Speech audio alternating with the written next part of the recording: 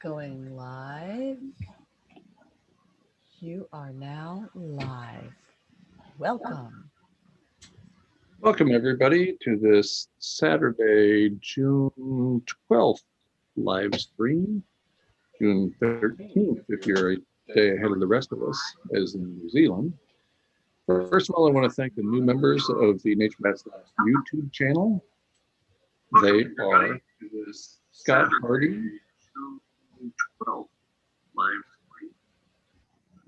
Gordon Russell, The Great Story, Kai, I think, Kurt Sweeney, and most recently, Jamin Shively. So thanks to each of you for joining in.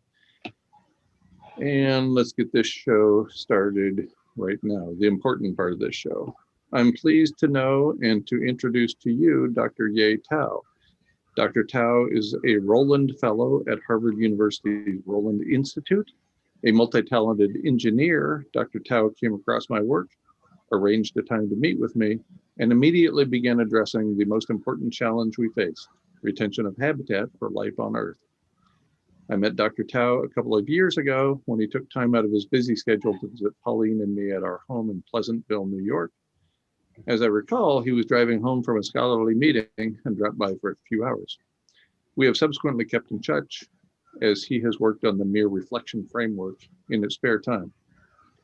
Think about that, please. In his spare time. Only in this culture do while we worship money.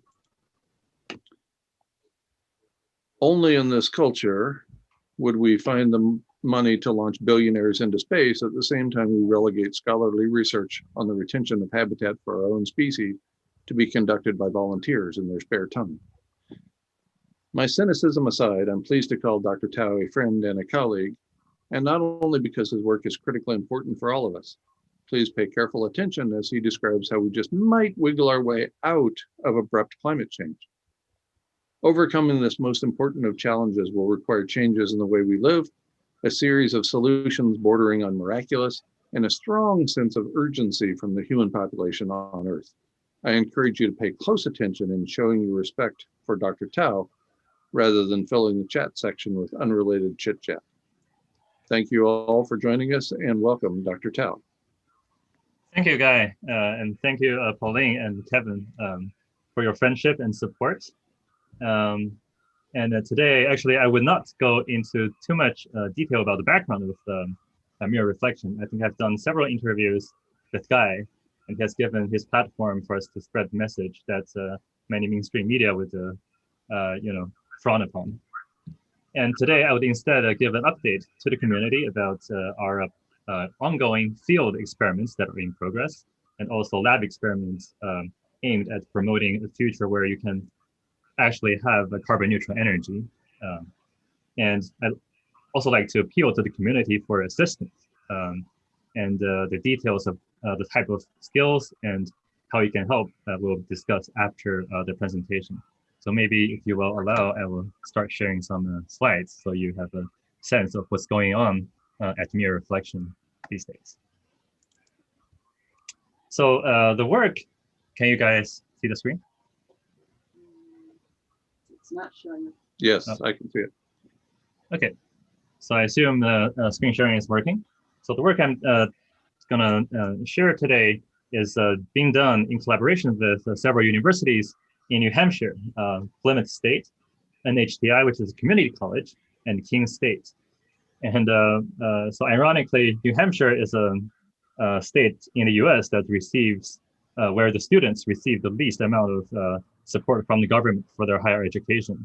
And ironically, it's there that I found similarly minded colleagues who are trying to develop higher education to be open and accessible to more people. And I think at Mirror Reflection, it's just one aspect of society we're also trying to change at the same time.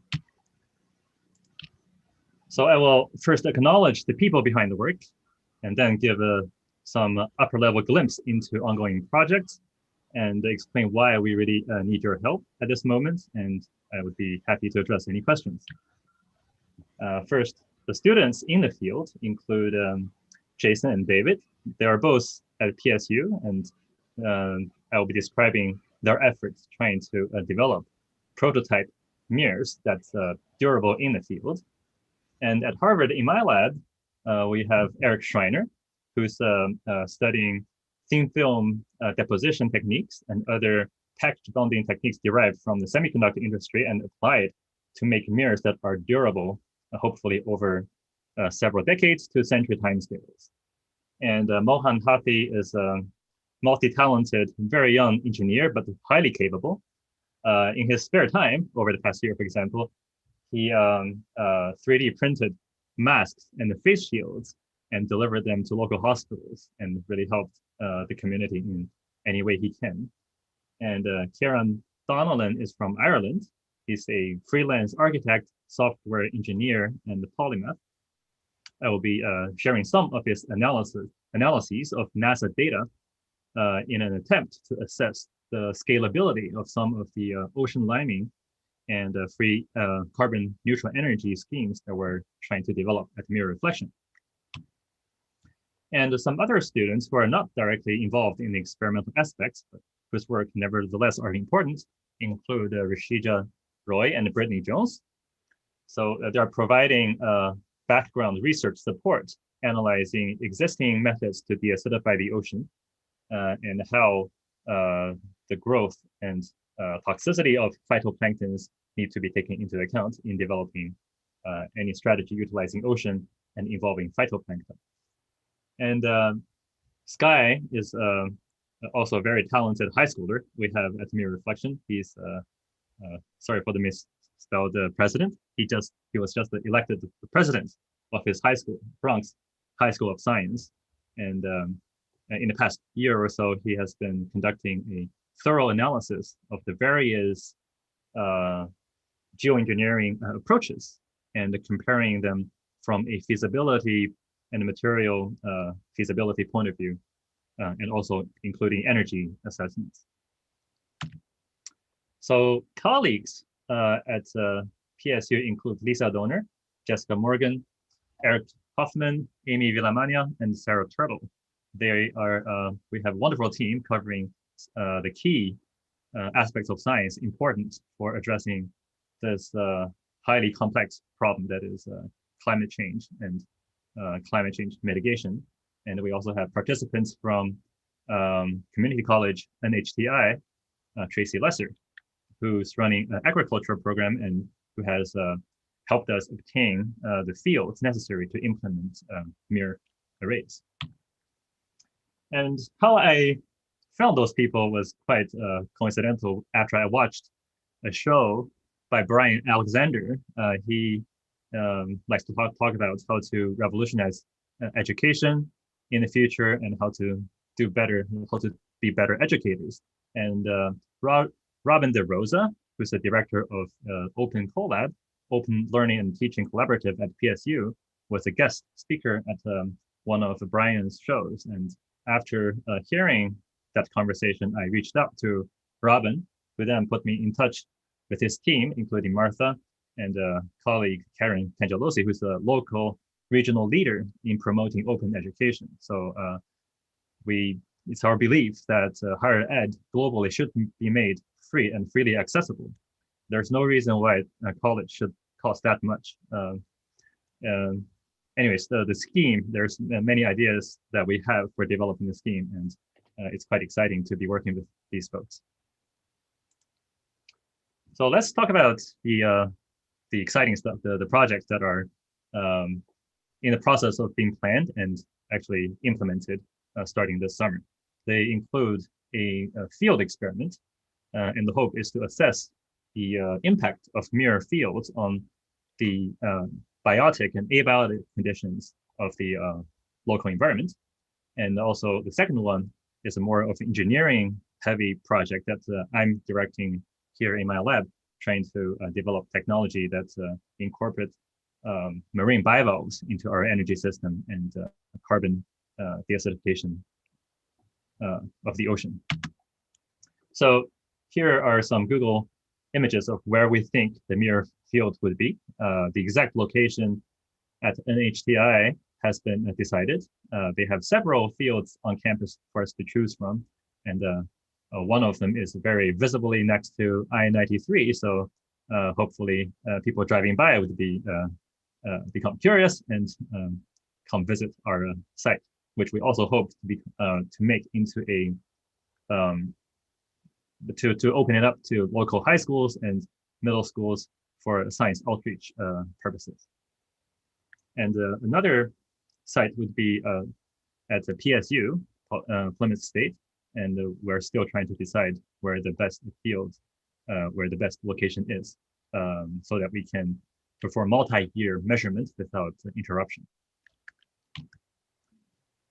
These are some examples of prototype that we developed in collaboration with manufacturers in China. So the mirrors are tri-layer. They're in the shape of the structure of a sandwich, basically 2 layers of the glass sandwiching the reflective layer. Currently, they are glued together just by standard methods. And the reason why we need this sandwich structure is to protect the metal from the elements. And we're also developing methods to further stabilize the structure by addressing potential leakage through at the edges. And we're working towards developing methods to prop these mirrors up. And one method we're currently entertaining, this is purely for the purpose of making it easy to dismantle the mirror array should that become necessary. So we are interfacing the bulk of the mirror with another small piece of glass using double-sided suction cups. And these guys are amazingly stable, and 5 of them can very easily lift a 2 feet by 2 feet mirror device. So these are views from the backside. And we have tested basically mounting these guys just on our terrace at the Roland for some very quick and dirty assessment of durability. And even just propped up in such a ghetto setup, they endured the latter parts of winter and a couple of storms. So they're rather stable. They're somewhat hefty, and the weight helps to stabilize the device. And on the right, that's a image of the interface of double-sided suction cup on both sides of the adapter glass plate, and the bottom side is attached to the glass on top of this table. So eventually, we'll be putting these mirrors in the field, and to do so, we'll be using glass rod. And again, the reason why we're choosing glass as the material of choice is because it's the only material on Earth of which we have sufficient amount to implement at scale to combat climate change. So we want to basically make as much of the device from glass as is physically possible. And certainly glass rods that are roughly 1 inch in diameter, we have found to be extremely durable and stable. We would challenge any chipmunk or woodchuck to gnaw through one of these. And here are some examples of different devices from different manufacturers with somewhat varying quality of interface finish, just for our own selection purposes. And the total mirror device thickness right now is between 4 and 6 millimeters. And our assessment for scalability are based on a total collapse thickness of about 4 or 5 millimeters. Obviously, we want to reduce the 3-dimensional problem of atmospheric heating and biospheric heating to a 2-dimensional engineering problem. And the thinner you can get the device, the more efficient essentially the technique is, because you consume less energy to make less material for the mirror. And we're hoping that eventually 3 millimeter devices can be made, and that's any fractional decrease on such a global scale can be very significant in terms of energy and material saving. So I'd like to take 2 slides to discuss one question that we get a lot. So who's going to clean the mirrors? Actually, nobody except for Mother Nature herself.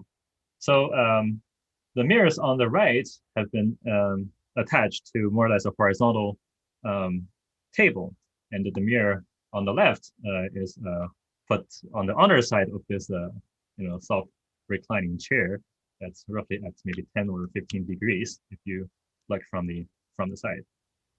And the dirt from a couple of months of exposure really gets washed off when you have a very small inclination, a small deviation from horizontal. Whereas the mirrors that are only maybe a couple of degrees misaligned from horizontal have most of the rainwater and dirt accumulating on the mirror. And that's quite important because over most of Earth's surface, the optimal angle for angling the mirrors are different from horizontal. Where we live in Boston, it's roughly 30 degrees and even steeper than what you see on the left. So I think the cleaning operation by humans probably doesn't need to be carried out, more than once a few years. And here's another illustration. Now, a few days later, after the previous photo, we had a pollen season, and all the trees emitted the pollen and really covered up everything, including the mirrors, as you can see on the left. Unfortunately, in this case, we had to move our devices because people wanted to make use of the terrace for drinks after work. But after a rainstorm, the surface really got cleaned up, even after very heavy pollen coverage. Here is how we envision eventually putting these devices into the ground. And students are currently working on testing some of the structures involved. So the structure will consist mostly of glass and a thin film mirror. We will have a small piece of wood, probably from cedar or treated pine, as an adapter piece. So in a sense, the device, if durable over decades, also is a very small sink of carbon or store of carbon. And the mirror, by the fact that it's shielding this piece of wood from sunlight, UV radiation, and the rain, should prolong the lifespan of such a piece of wood. So in essence, we should be able to expect several decades to maybe low order, century order lifespan for most of the components. And I won't go into too much detail on exactly how we plan to make these mirror fields. Suffice it to say that we want to investigate the impact on local temperature and soil moisture as a function of fractional coverage. And in our system, we have adopted this hexagonal closed packing that's known in material science to be the most efficient at packing things close together. And we adopt a nomenclature of n equals some number where the number represents the number of mirrors along one side of this regular hexagon. And in the layout, because we're in the northern hemisphere, we will angle these mirrors pointing to the south at some angle, depending on local conditions and local latitude. And in the first experiment, we're planning to have 5 different coverages, including some background measurements where there's no mirror. And we'll take into account local climatic conditions to minimize the interference effects between different fields. So for example, we expect certainly the higher coverage areas to have the largest local impact. So in order to minimize its interference of the other low coverage areas, we'll choose the layout direction such that the dominant wind direction is pointing towards the higher coverage areas. And here are an example of where we plan to place sensors. For example, for soil moisture and temperature, we want to assess very densely at the center. The reason is actually mirrors, each device creates a micro environment around itself.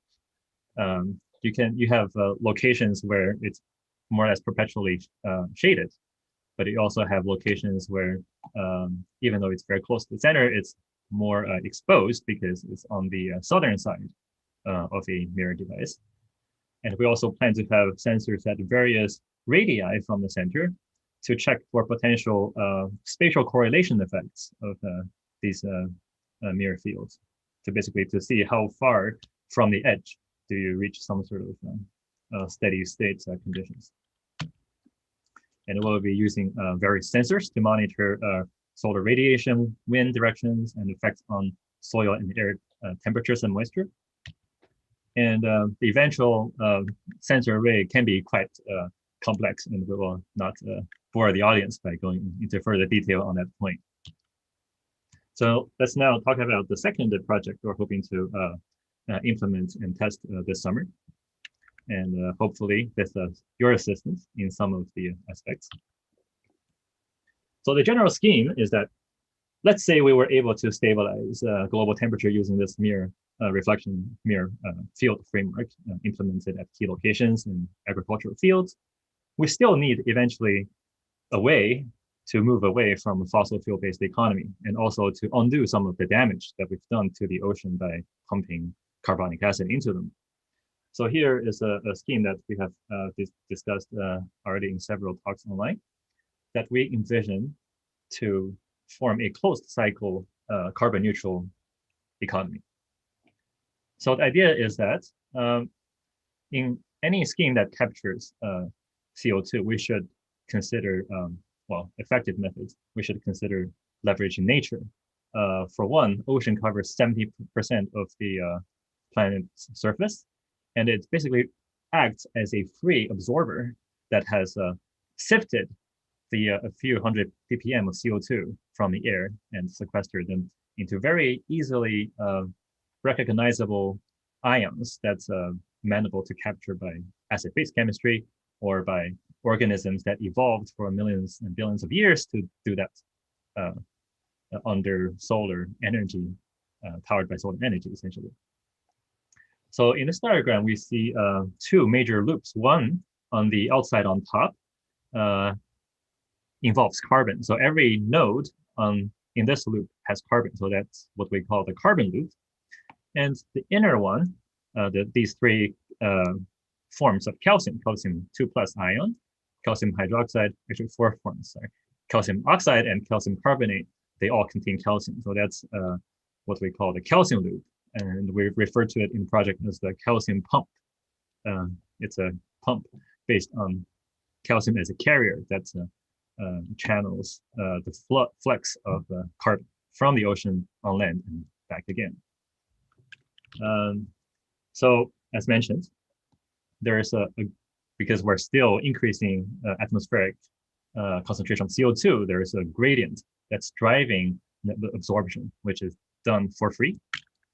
And once it's dissolved in ion form, marine bivalves, via filtering and digesting phytoplankton, obtain the energy from the primary producers, these algae, essentially, to fix the CO2 ions into a form that's highly dense and more amenable to human transportation by humans. And because marine bivalves, oysters, clams, and scallops are quite nutritious and they have a high economic value, the transportation of these organisms to land and to markets, to human settlements, essentially happens for free. So the carbon that's contained in the shell gets a free ride. And people have actually already demonstrated that it is possible to use sunlight, solar energy, and its conversion to heat to drive the decomposition of limestone, which is essentially ancient seashells, let's say, into the constituent calcium oxide component and the CO2 component, which evolves as a more or less 100% pure gas. And in one study a few years ago, even in a first attempt, people were able to achieve 35% energy efficiency. And that's very substantial given that it's such a young field. So at Mirror Reflection, we have experimental and simulation work trying to better understand and better develop of these four processes. One is to assess how scalable is this process given the biology and ecology of Earth. Second, can we make more efficient reactors and processes to decompose these shells into the constituent calcium oxide and CO2 components, either for recycling or for burial. And three, we want to actually utilize that calcium oxide as a fuel for heating people's homes and also making hot water through the hydration reaction. Basically, you add the water vapor or water to quicklime, and you have a lot of heat that's evolved for people who are in construction, have played with concrete. And finally, we also need to develop efficient methods to return this calcium hydroxide back into the ocean so that over time, there's no net transfer of calcium. And we have previously given a definition to sustainability. True sustainability is a case where all the different loops, biochemical that humans are promoting, leads to no net transfer of elements from one place to another. Obviously, right now, we're not sustainable because there's accumulation of carbon in places where they should not be changing. So here is a look at the type of data that we're working with to assess the scalability of this scheme. If you want to garden, let's say, oysters or bivalves, what you need to do is to find locations with sufficient phytoplankton concentration. And here is a map of phytoplankton concentration in the global oceans for the month of April in 2020. And one thing to note is that if we want to successfully culture, let's say, oysters or shellfish for commercial, for profit, we need to identify locations where the concentration is roughly above 1 or 2 milligrams per meter cube. And based on the color bar, we see many locations around the coast are actually quite suitable for such operations. Currently, about 85% of aquaculture happens just in a few locations and farms in China. And the current global production is roughly sufficient for a modest CO2 capture flux of 3 megaton per year. That's very, very small if we remember that humans are roughly dumping out 30 gigaton of CO2 into the atmosphere per year. So we are several orders of magnitude short of being sufficient to completely compensate for the human usage. But now let's ask the question. Okay, so now it's a rather limited operation, and not most people probably don't eat bivalves routinely in their diets. So let's assess what kind of levels we can scale to. Here is a map of data over the past 20 years of locations where for at least, no, sorry, not 20 years, last 2 years, sorry. So where for that location, the concentration of phytoplankton remained greater than 3 milligrams per meter cubed for at least 6 consecutive months per year. So these are really prime locations to implement aquacultural farms. And we also assessed the total surface area of such locations as a function of the number of months that the concentration is maintained high enough. So the previous map you saw was for this particular bar where the location contained, we had about 6 months of consecutive high concentration. And one thing that's very encouraging for aquaculture is that locations where the concentrations are high, maintained to a suitable level, are actually very close to the coast. So that makes it easy for operations to happen. And most of that area, or at least half of that area, is within like 20 kilometers of shore, and that's the exclusive economic zones of different countries. So different nations can choose to implement the strategy without having to seek international permission. So it gives different countries local autonomy to choose to implement this strategy for building local and national climate change, resilience to climate change. Now let's discuss the technical aspects that's happening in my lab that involves the decomposition of calcium carbonate into calcium oxide and CO2. And secondly, to assess the suitability of the calcium oxide derived from biological calcium carbonate for this heating purposes. So here are some pictures of the sample that we will be working with this summer. Some of them are picked up from local beaches. Some are basically from supermarkets. And here are some of the shells crushed up into just suitable size for the tiny labware that we have to work with for initial assessments. And in this set of experiments, which actually are ongoing right now, so we're trying to assess the kinetics of the decomposition of different calcium carbonate sources as a function of temperature and also of environment, either just in air, or maybe we can pull a light vacuum on it. So in the case where we want to sequester the CO2 that evolves, then we can apply a light vacuum to pump out the CO2 that evolves.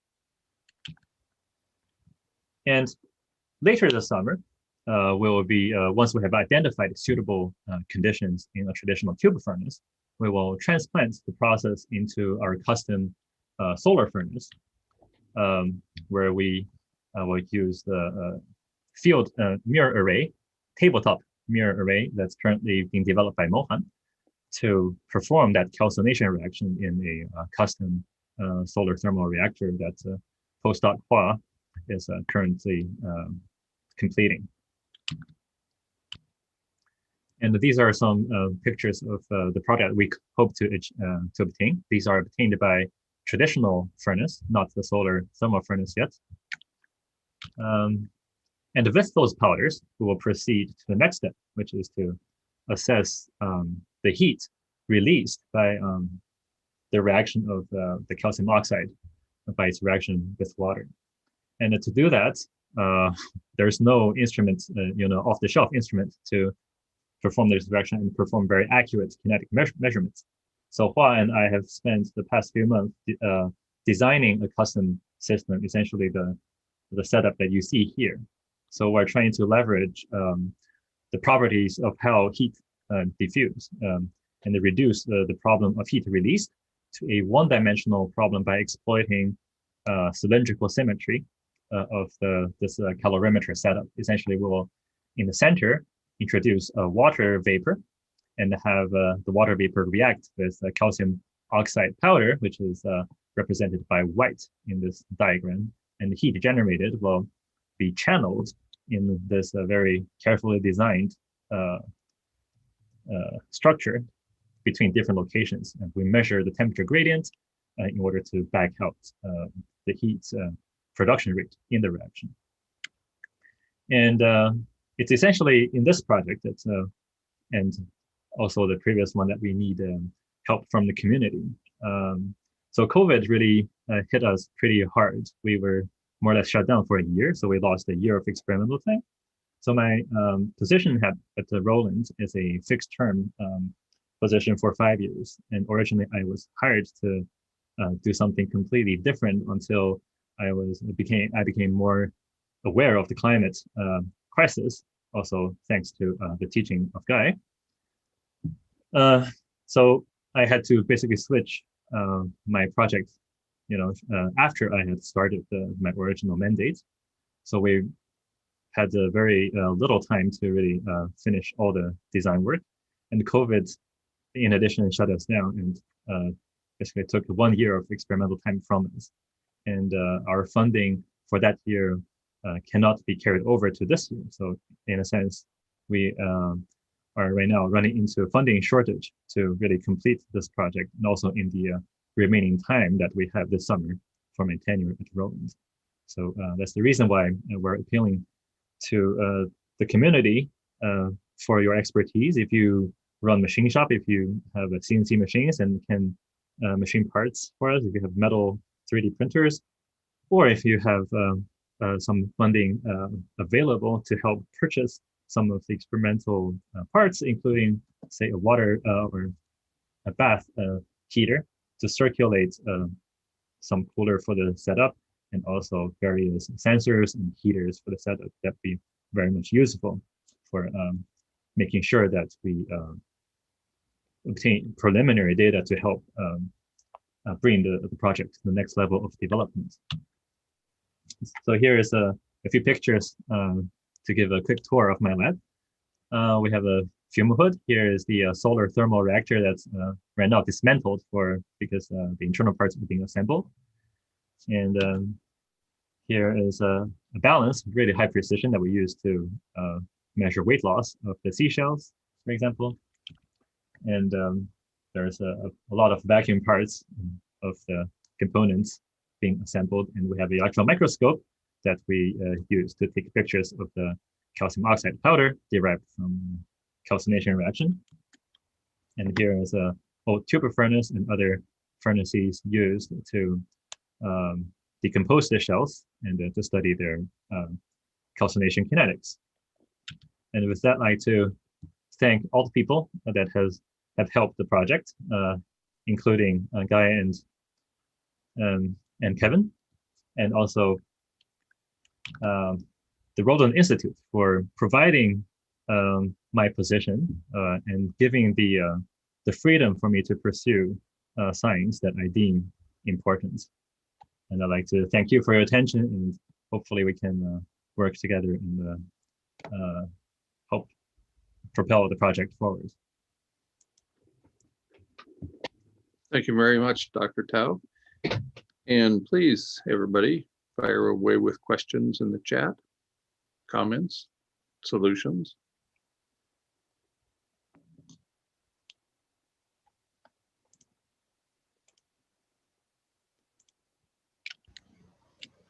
Yeah, I think the most interesting aspect for me is the carbon capture and storage, because we already have a dangerous amount of carbon, and that's where I would like to see as much productivity as possible. Yeah, you broke up a little bit. I heard for you the most interesting aspect is the calcium oxide capture scheme. Absolutely. Yes, I agree. I actually forgot to mention the final result of our assessment. So it turns out that if we only utilize, those really high concentration areas,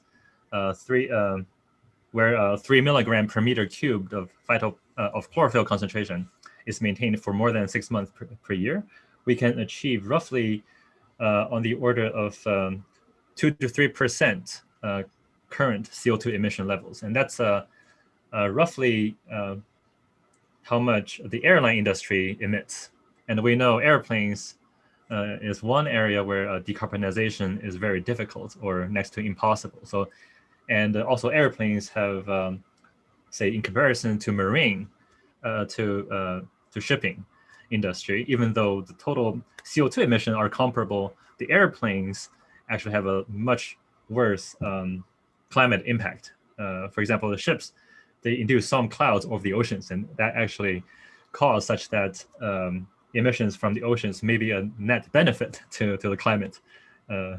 It's a little bit counterintuitive. It's quite complex, the system. It's just one example that shows, not all emissions carry the same weight. Some are worse than others, and the airline is especially bad. And if we can utilize this strategy to help decarbonize the airline industry, that would be quite amazing. You have a volunteer.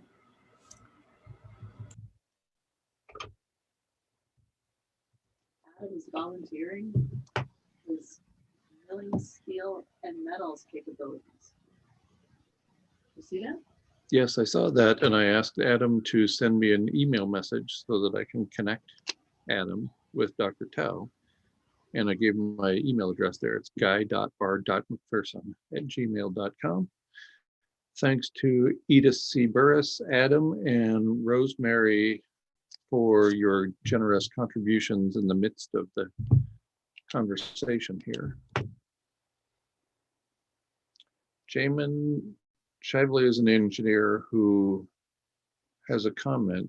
Are you able to see those, Dr. Tao? The YouTube comments?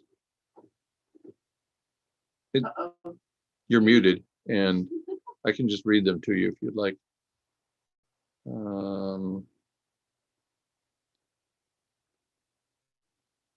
you want me to read them? Yes, please, because suddenly it's gone. Okay, I'll read them. All right. Jamin's question. To ultimately achieve full-scale implementation of mere reflection solutions in time to prevent or stop reverse, runaway, exponential planetary overheating and extinction. That might have been a two-part question. Yes, it is. I was reading the second part. Or maybe the third part. Oh, okay, there it is. It's a three-part question.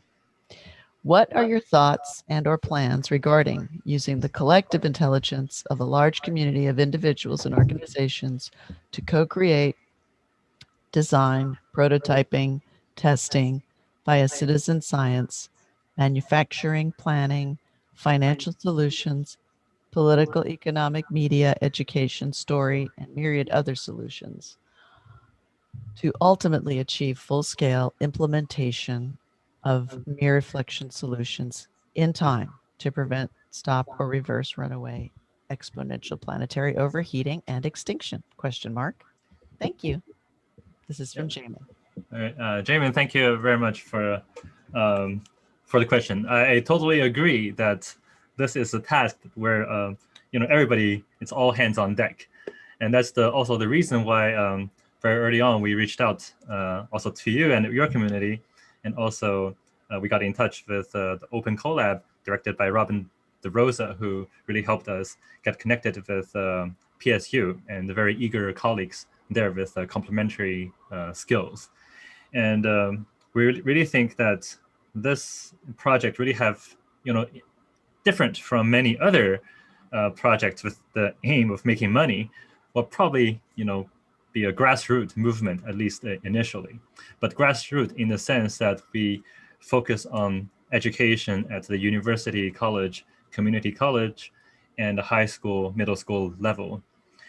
So with colleagues in PSU, we have also brought the idea to local secondary school system, and there's a overwhelming interest as well to bring this to the classrooms.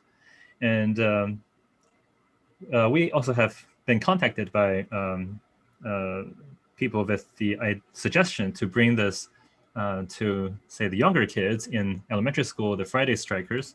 And so what's really lacking is time. And right now the project is still in its early stages.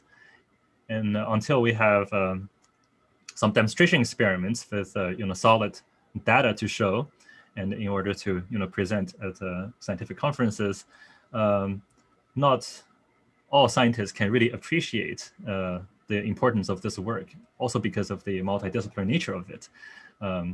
So it will take some time, and usually, when you're starting a project, early stages are the most difficult.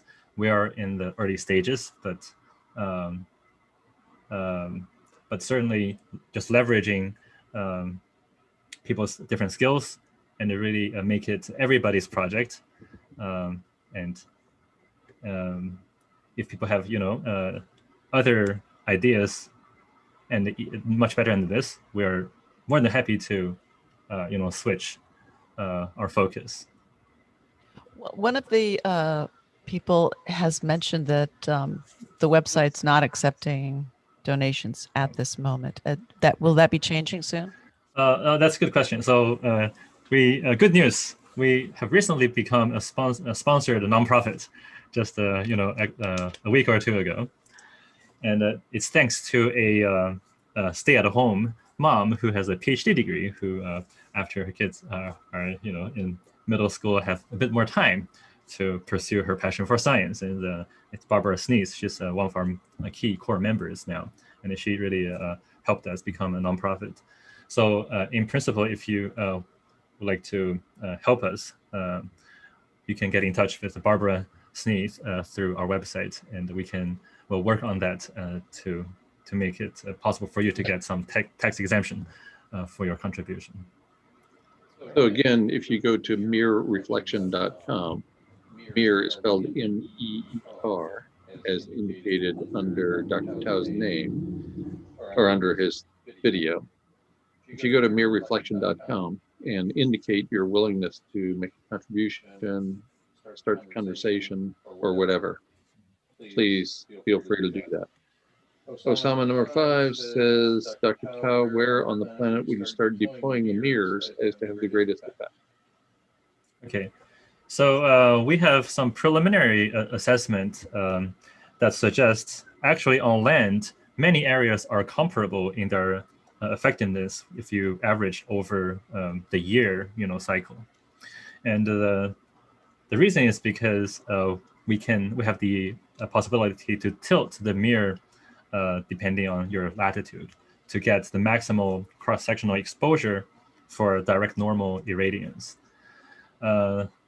So the difference is probably like within a factor of 2, and for physicists, a factor of 2 is a fudge factor. So the fact that this is a strategy that can be locally implemented to bring about local benefit, we think is very beneficial. And in many agricultural areas, the problem is not a lack of sunlight, but a lack of water and an excess of evaporation rate and transpiration rate as a result of sunlight that's in addition to what the plant can sufficiently utilize.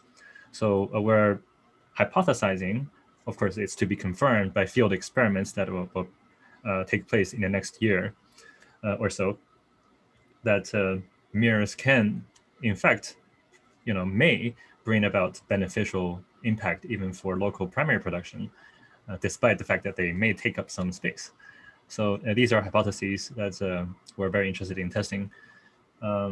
So I'd like to actually come back to what Jamin was asking about how we plan to, make this more known and more shared. So we're also developing this project as an open education project, and we have plans to openly share our protocols, our results, more or less in real time, such as, this talk today, this presentation today is like an example of that. It's, there's no finished data, and we're not withholding data in order to publish.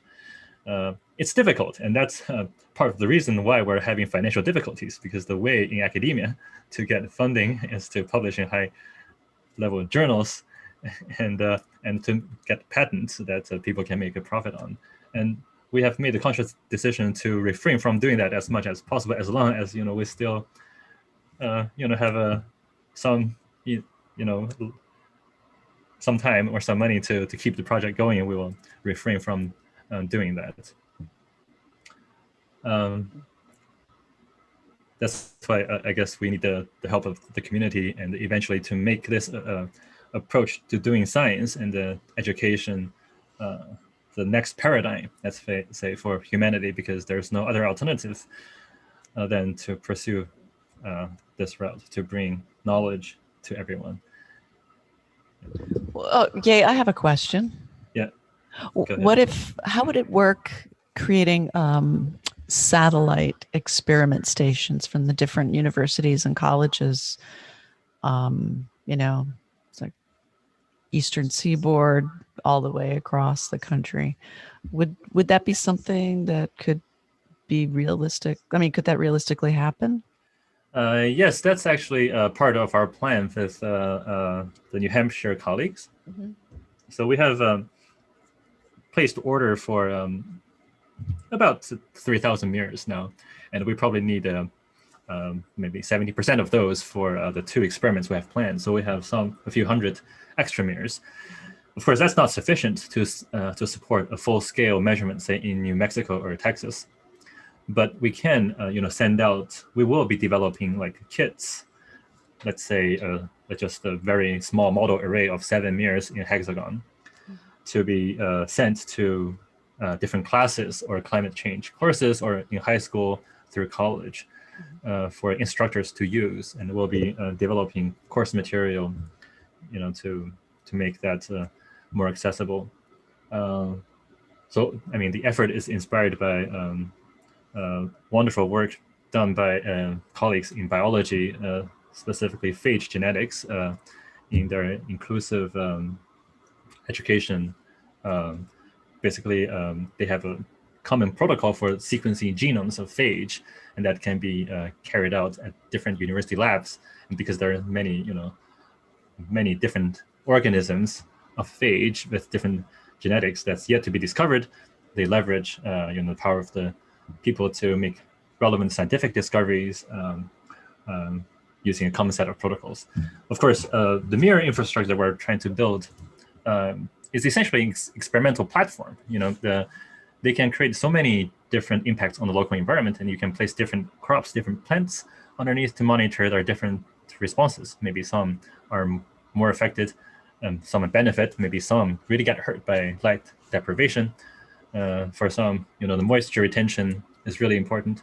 So it's essentially such a common experimental platform we're developing, and eventually, hopefully, to leverage the whole world, hopefully to engage in experimenting and innovating.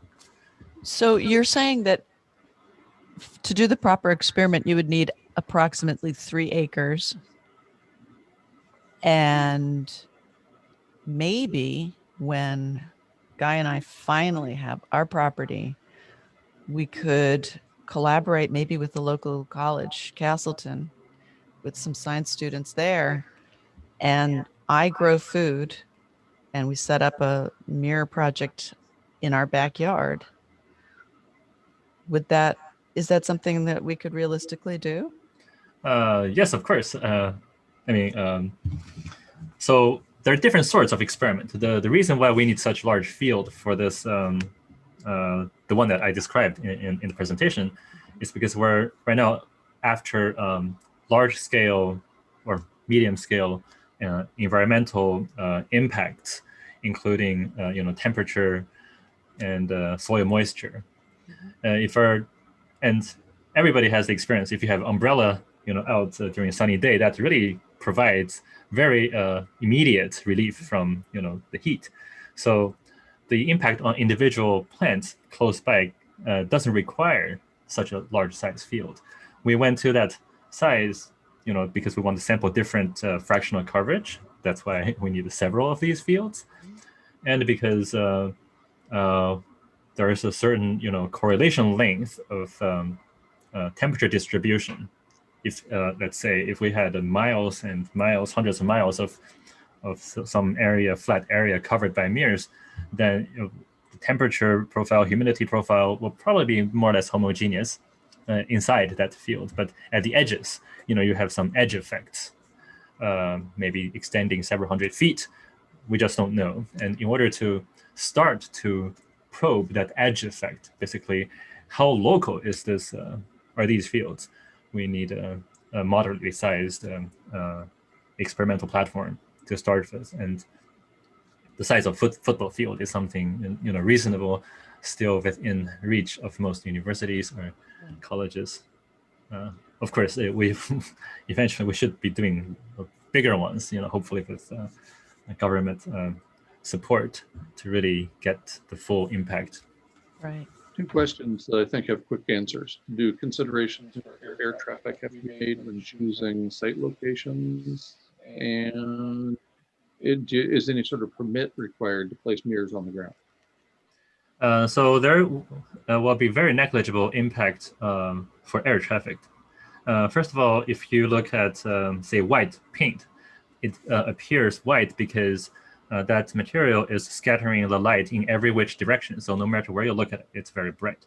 So the nice thing about mirror, and the main reason why mirror distinguishes itself from, say, white paint, is that it really keeps the, via specular reflection, it keeps the beam collimated, so that from every other angle than the angle that's, the specular reflection exit angle, the mirror would appear pretty much very, more or less dark. So it's only when somehow by some magic you were able to align all the mirrors to a single spot through great engineering and effort, that you have this single focal spot that's potentially dangerous. But you know, just as a monkey can type up the Holy Bible, the chances for mirrors, you know, just not engineered to be focused to become dangerous is essentially negligible. So it's not an issue to even worry about or consider. I think the idea that a million monkeys at a typewriter could randomly produce Shakespeare has been negated by 7.8 billion monkeys at 7.8 billion typewriters. Yeah. Well, when we're at that scale, yes, then maybe there's one lucky spot on Earth.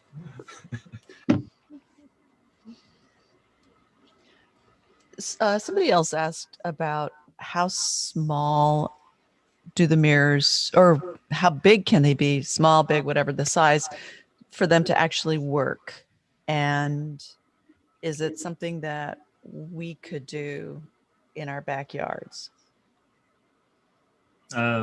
Yes. So the conversion factor between mirror and the CO2 offset is roughly 1 meter squared gives about 100 kilograms of CO2 offset. So if you had That's amazing. yeah, so if you had your roof, you know, typical American home,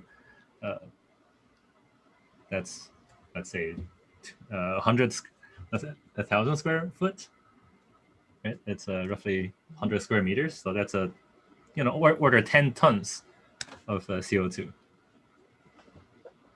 Get those mirrors out there, folks. I want to return to the idea of urgency. Upon release of a paper in Nature Communications, Jennifer McKinnon, the lead author of that paper, from Scripps Institution and also from the University of California, San Diego City, expects a nice arc in 2022. It was James Anderson, the Harvard atmospheric scientist, famous for discovering the link between chlorofluorocarbons and the Antarctic ozone hole, that said, quote, the chance there will be permanent ice in the Arctic after 2022 is essentially zero, end quote.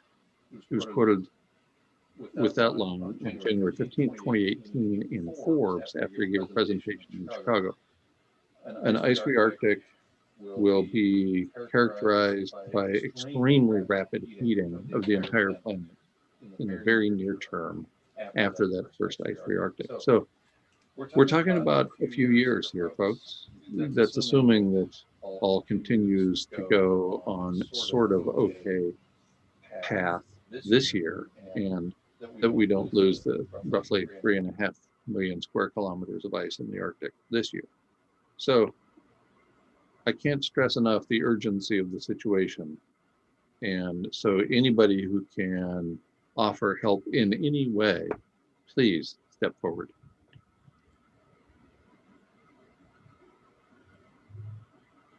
People are complaining about an echo. Yeah, that's Pauline's fault. Or maybe mine. Everything's your fault, McPherson. You know that. I know. I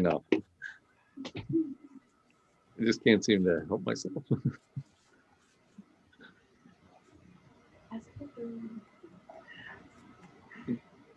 Does anybody have an update on the mirrors in New Mexico that we were working on for what, the last 2 months, something like that, and they were just one step away from being put on a truck and sent out here to Cambridge or to New Hampshire? Anybody at all?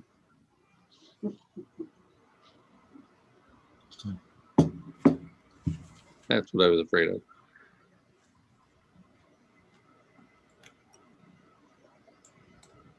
Jamin, please send an email message to me and I will work Dr. Tao into the loop.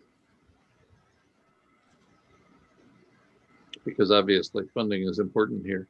As I mentioned during the introduction, we're perfectly willing to have billionaires go to space, but not perfectly willing to spend a few tens of thousands of dollars to get this incredibly important program off the ground.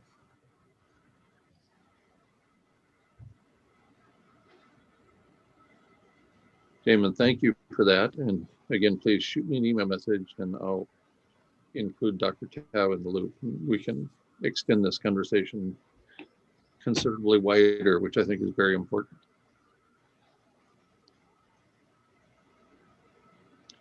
Barbara, the question has been answered. There would be little or no impact on airplanes flying over the mirrors.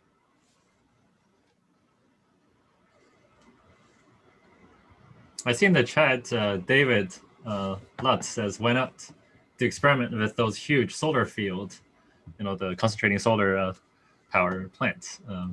Certainly, if somehow we could get connected with the owners, and if they are so inclined, those are also prime locations for such an experiment.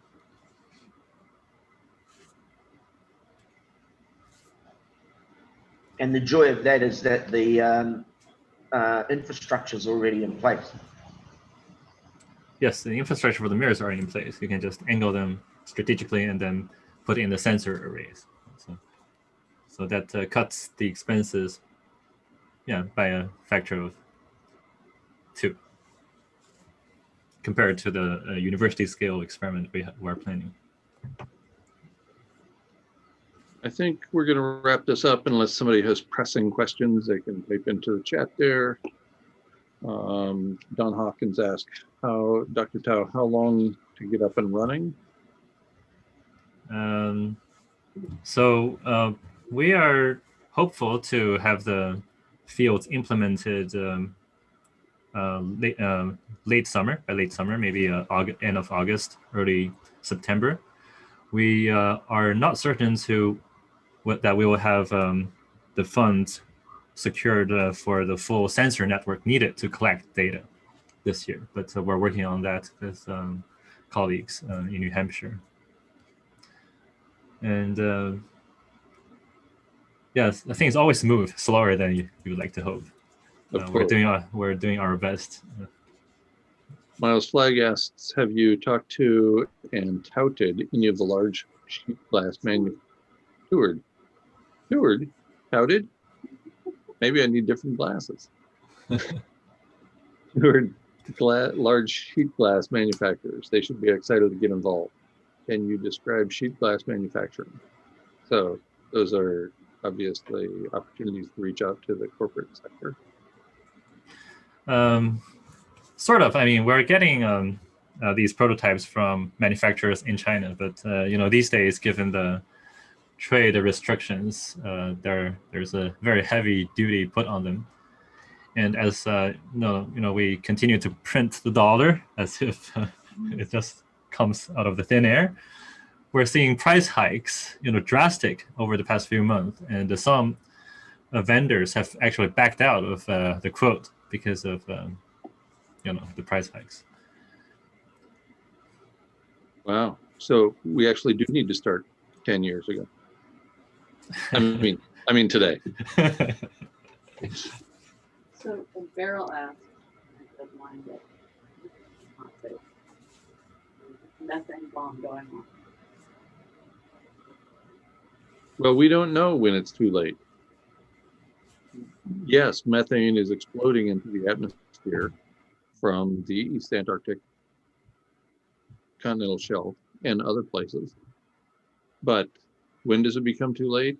We don't know that. So let's get cranking. Let's act as if this is an urgent situation, which it is. And even if we fail to, the only thing that I can imagine that would be worse than our species and all life on Earth going extinct would be for all our species and all life on Earth going extinct. And we knew, and we didn't even give it a shot. So let's give this an opportunity. Let's give it our best shot anyway. And will it work? We don't know. I've done a lot of things that didn't work in my life. And I consider all of those to be important learning opportunities. If anybody wants to learn from mistakes, I'm the poster child. Maybe Dr. Tao is looking to take my place.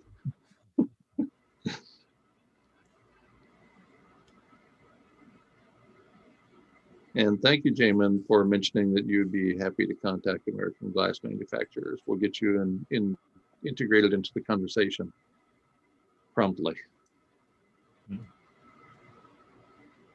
Daniel, I don't think an ice-free Arctic is possible this summer. There's about 350,000 square kilometers of ice remaining in the Arctic. It would take some pretty significant storms to damage the ice and break it up pretty badly.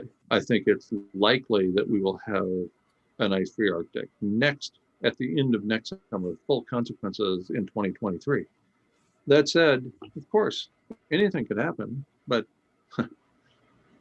let's not abandon ship while the ship is still afloat.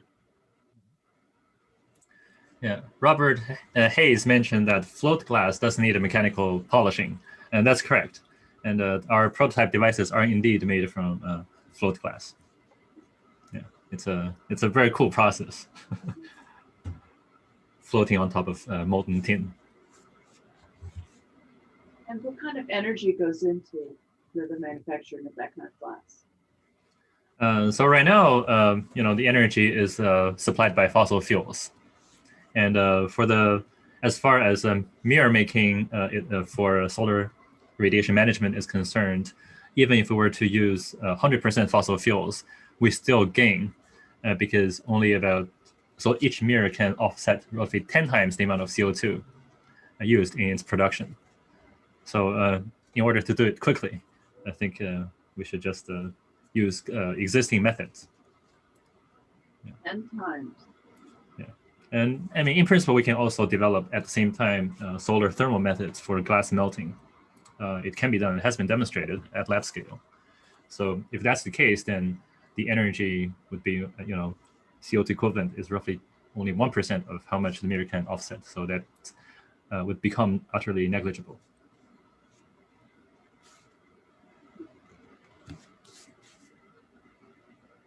So again, yes, there's a lot of comments in the chat indicating that it's too late, that we're screwed, that there's no possible way to turn capitalism around, on and on and on.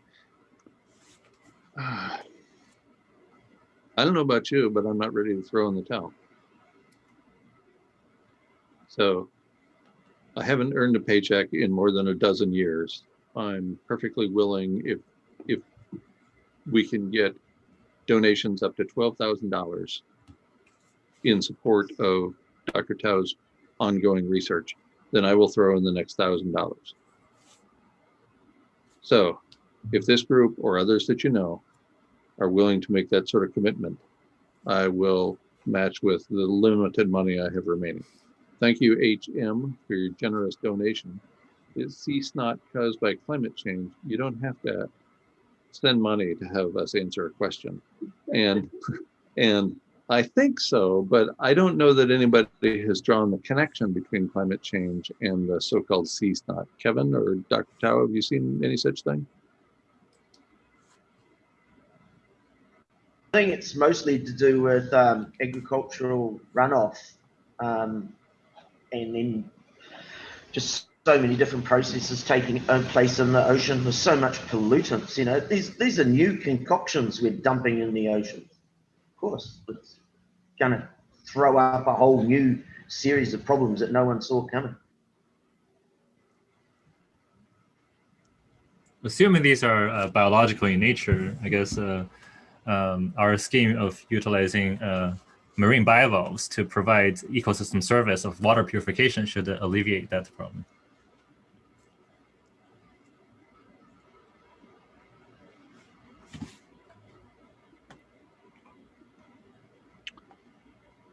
Garrison asks, do the mirrors offset the carbon dioxide that is created in their manufacture? Yes, so roughly by 10 times more. Assuming it's a fossil fuel based manufacturing. All right. We have to go get busy saving the world, so I think we're going to wrap this up right now. Thank you for your time, Dr. Tao, very much. Thanks to everybody for joining in, for contributing your questions, and for the donations of money as well as questions. Final question, for Dr. Tao, and then we'll wrap this up. Robert Hayes asks, how long can aluminized mylar film last in UV exposure? The parabolic reflectors we've made lasted for years, adhered to a sheet metal versus with Vaseline.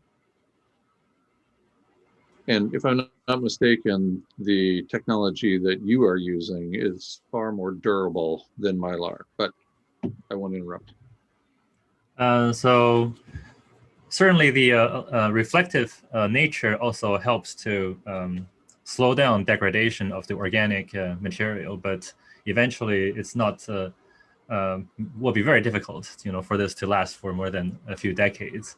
And if we had to, continue to remake these, then it's not feasible as a solution. And also the total production of fine chemicals globally is not really sufficient to support implementation at scale. Final question, and I'll answer it. Saturday Night asks, would it help if I wore aluminum clothing going forward? No, I think all you need is a tinfoil hat. And that's, if we can all do that, that would be really helpful. Thank you, everybody, for joining in. We look forward to doing another one of these, Ask an Ecologist anything, perhaps with Skipper Kevin Hester along, perhaps time willing with Dr. Tao to join us as well. So thanks very much, everybody. We look forward to another one of these in another week or two. And I'd like to just sign off by saying thank you so much, Ye, for putting so much of your time and energy into this project. I totally admire you and your team for what you're doing. Thank you very much. I couldn't agree more. Well, thanks to everybody, also for the community for supporting Guy and Pauline for their important work. Thank you, Jay. Thank you, Kevin, which it's very early in the morning for Kevin. Take care, everybody.